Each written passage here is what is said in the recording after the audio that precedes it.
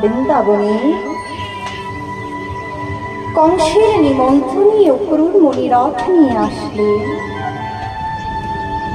সেই রথে চেপে বসলেন প্রাণের গোবিন্দ। আজ গোবিন্দই আমার বৃন্দাবন ছেড়ে মথুরায় আসবে, মথুরায় আসবে। কংসকে বধ করে কংসের পিতা উগ্রসেনকে রাজ সিংহাসনে বসিয়ে তিনি দ্বারকায় ফিরে আসবে। আজ মধুময় শ্রীধাম বৃন্দাবনে কংসের নিমন্ত্রণে অক্রূর মণিরথ নিয়ে আসলে। সেই রথে চেপে বসলেন প্রাণে গোবিন্দ। তিনি মধুময় শ্রীধাম বৃন্দাবন ছেড়ে শ্রীমতী রাধারানীকে ছেড়ে তিনি মথুরায় আসবে।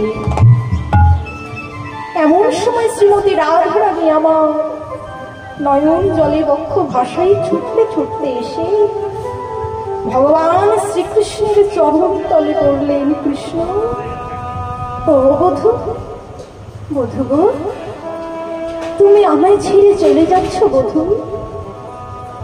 রাধে, তুমি কেঁদো না রাধে। আজ না হয় তুমি আমায় বিদায় দাও, আমি কালই ফিরে আসবো। বধূ, তুমি চলে যাবে আমাকে ছেড়ে? শোনো বধূ, শোনো, তবে আমি তোমাকে বাধা দেব না।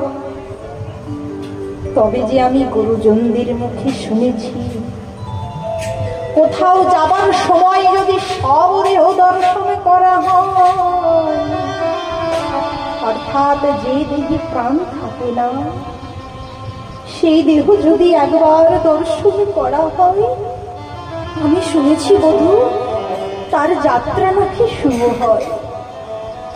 তাই বধূ গো, তুমি যখন চলেই যাচ্ছ যাও, আমি তোমাকে বাধা দেব না।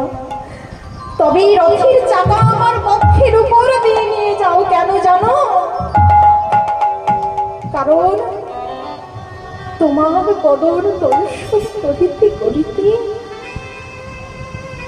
এই দেহ খাঁচা ছেড়ে প্রাণ ও পাখিটি উড়ে যাবে। আমার যাওয়া শুরু হবে বধূ। আবার আমার সব দেহ দর্শন করে তোমার যাত্রাও শুভ হবে। ভগবান বললেন, রাধে, তুমি এমন কথা বলো না। রাধে গো, আজ তুমি আমায় বিদায় দাও, আমি কাল ফিরে আসব। এই বলে গোবিন্দ আমার বৃন্দাবন ছেড়ে মথুরায় আসে। কংসকে বধ করে কংসের পিতা উগ্রসেনকে রাজ সিংহাসনে বসিয়ে রাজ্যের ভার তুলে দিয়ে প্রাণে গোবিন্দ আমার দ্বারকায় ফিরে আসলেন। দ্বারকায় ফিরে আসলেন। সেই দ্বারকার নদী প্রভাস নামে খ্যাত।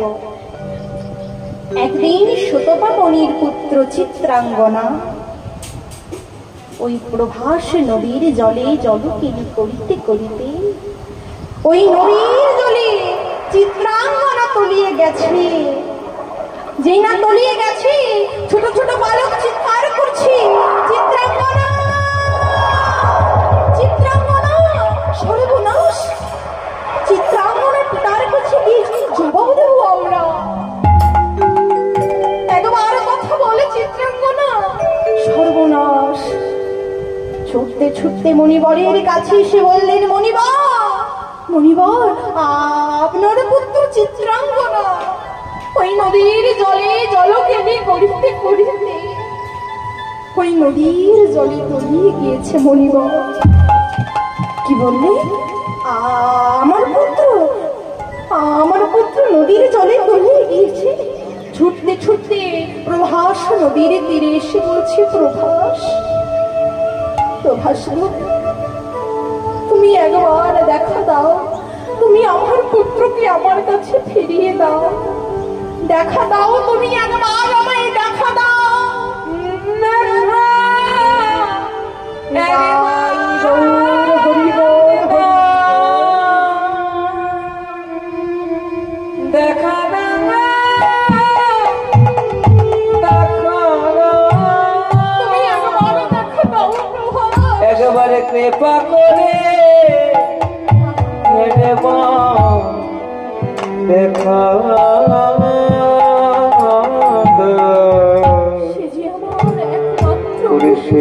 আমার প্রভাস প্রাণের ধন আমার কাছে ফিরিয়ে দাও। শুধু এ জানবে না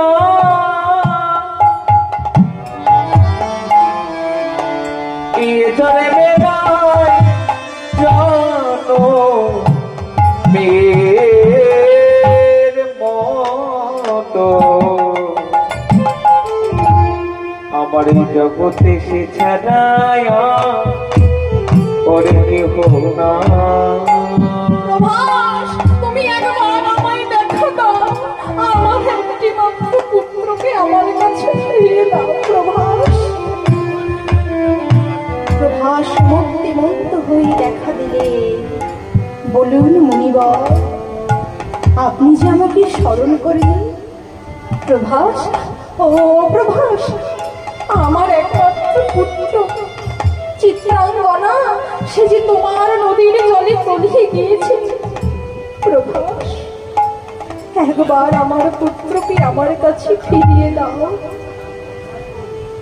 প্রভাস বললেন মনিবার যে একবার চলে যায় সে যে আর প্রভু ফিরে আসে না। ফিরে আসে না মনিবার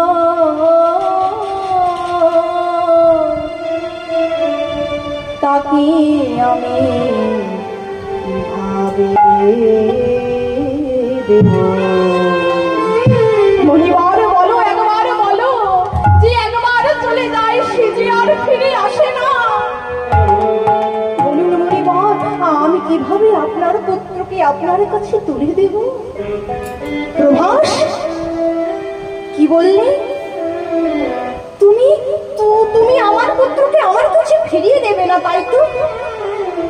তবে শোনো প্রভাস, তুমি যখন আমার পুত্রকে আমার কাছে ফিরিয়ে দিচ্ছ না, তবে শোনো আমি তোমাকে অভিশাপ দিলাম, আজ থেকে তোমার জল অপবিত্র হয়ে যাবে, পশু পাখি মলমূত্র ত্যাগ করবে, তোমার জলের স্রোত কমে যাবে নি। তাই গৌর প্রেমানন্দে হরি বল।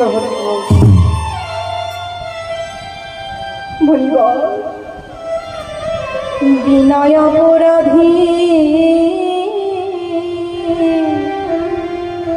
আপনি আমার অভিশাপ দিলেন। বলুন মনিবর বিনয় অপরাধী তুমি যে আমায় অভিশাপ দিলে, কি অপরাধ আমি করেছি, কি অপরাধ আমি করেছি মনিবর? প্রভাস তুমি আমার পুত্রকে আমার কাছে ফিরিয়ে দাওনি। প্রভাস মনিবর, মনিবর এই অভিশাপ আপনি